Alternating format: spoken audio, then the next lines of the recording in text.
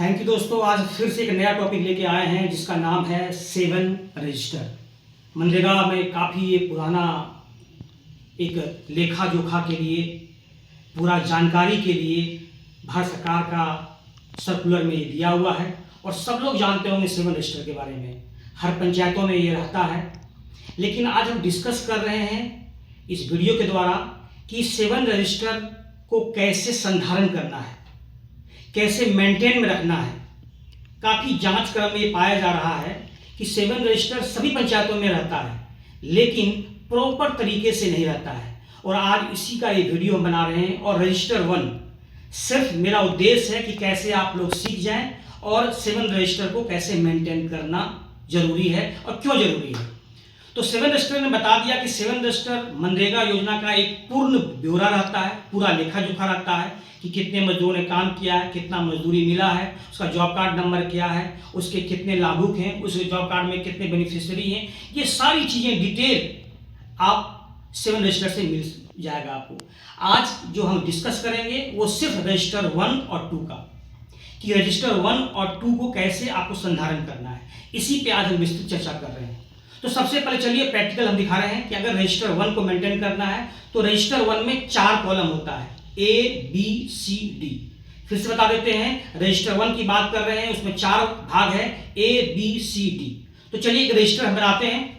आप इसको देखिए, ये रजिस्टर हमने बना दिया। रजिस्टर नंबर 1, पंचायत का नाम दे दिया, प्रखंड का नाम दे दिया और एक प्रॉपर तरीके से इसको हमने चिपका दिया है। इसको और अच्छे तरह से आप बना सकते हैं, कलरफुल बना सकते हैं, ज़्यादा जितना अच्छा से खूबसूरत कलर आप दे सकते हैं। तो एक सिर्फ संधारण करने का तरीका बता रहे हैं, कैसे आप संधारण करेंगे। और अभी हम बात कर रहे हैं रजिस्टर 1 का। तो रजिस्टर 1 का एक हमने लोगो लेके यहाँ चिपका दिया है, इसी तरह से आपको बना लेना है। इसके बाद ये जो रजिस्टर बन जाता है तो 4 भाग है। हम बात कर रहे हैं भाग क का, मतलब ए का। ए में कुछ नहीं करना है आपको, उसमें टोटल कॉलम 12 रहता है।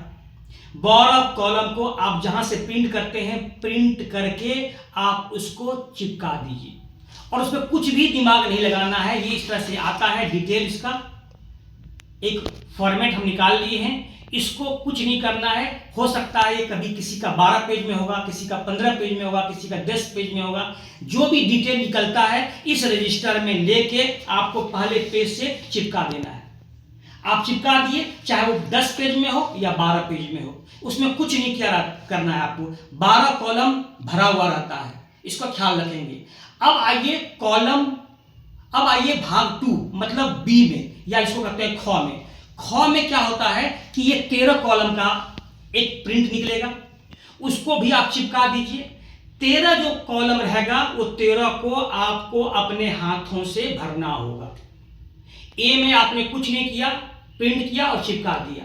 लेकिन जो ख है, जिसको बी कहते हैं, वो उसमें 13 कॉलम होता है और 13 कॉलम को आपको सभी को भरना होगा अपने हाथों से। याद रखिएगा, इसमें क्या क्या रहता है।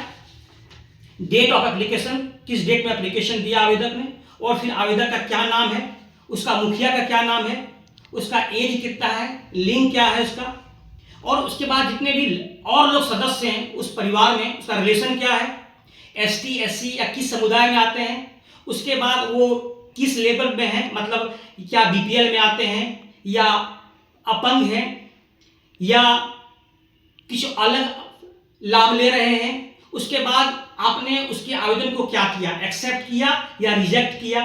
फिर डेट ऑफ डिसीजन, किस डेट में आपने उसको एक्सेप्ट कर लिया है।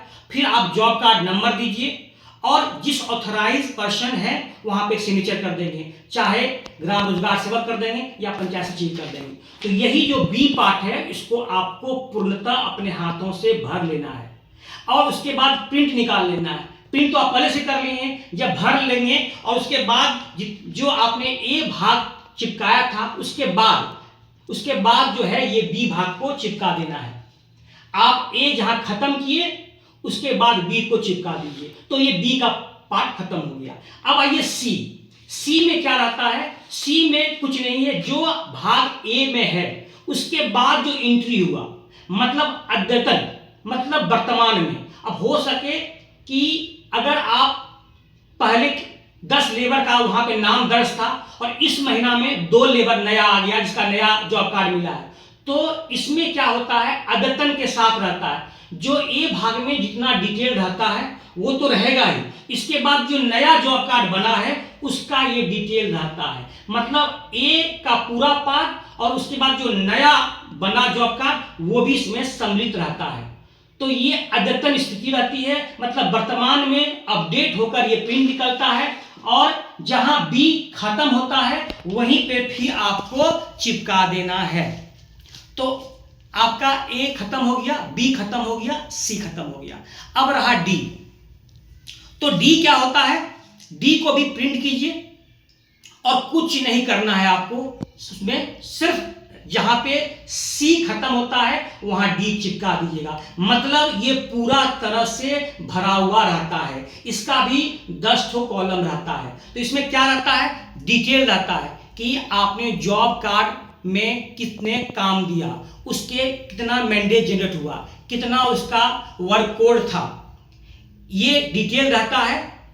उस फैमिली को कितना मैंडेज मिला, कितना वो काम किया, ये डिटेल रहता है। ये कुछ उसमें नहीं करना है, ये डी में इसको जस्ट प्रिंट करके फिर जहां पे सी खत्म हुआ था वहीं पे अगला पेज में डी को चिपका देना है।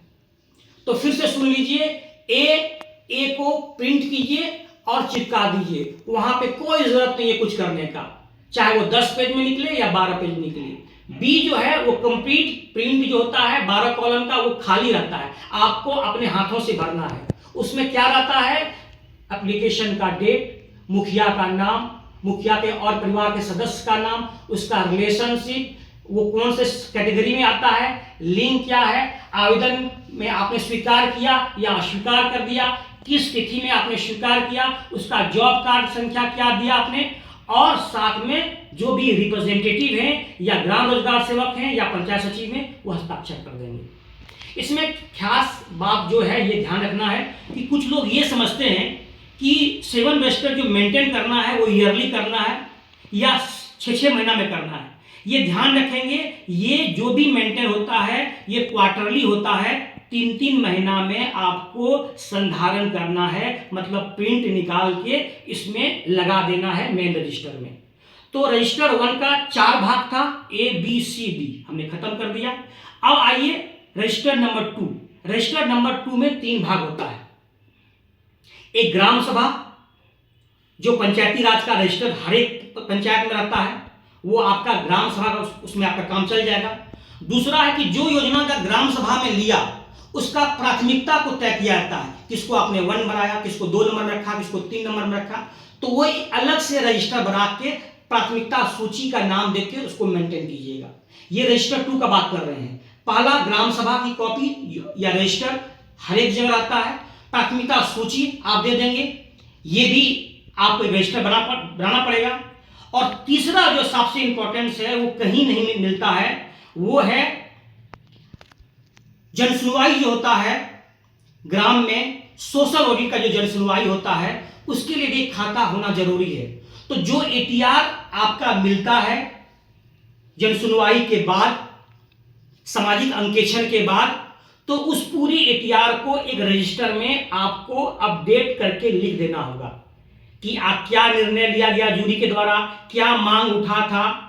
तो डिटेल आप एटीआर को उसमें लिख देंगे रजिस्टर में, तो वही रजिस्टर आपका सामाजिक अंकेक्षण का रजिस्टर हो जाएगा। तो रजिस्टर 2 में 3 बात हो गई। पहला ग्राम सभा जो पंचायती राज का रजिस्टर आता है आपके पंचायत में होगा ही। दूसरा जो है वरीयता सूची, जो आपने ग्राम सभा से योजनाओं का चयन किया है उसकी सूची, वरीयता सूची कि पहले किसको लेना है उसके बाद किसको लेना है। और तीसरा सामाजिक अंकेक्षण का डिटेल एटीआर को आपको रजिस्टर के अंदर में लिख के मेंटेन करना है।